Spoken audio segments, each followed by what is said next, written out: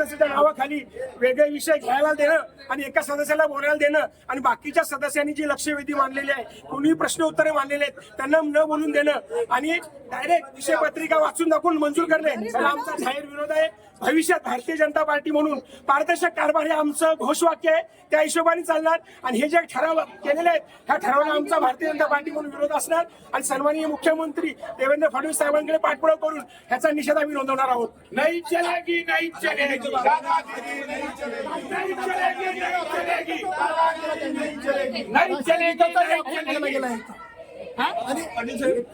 महापौर पदावर तुम्ही तिथे बसलेला. नक्कीच पहिली महासभा असल्यामुळे मी हा विषय समजून घेत होतो.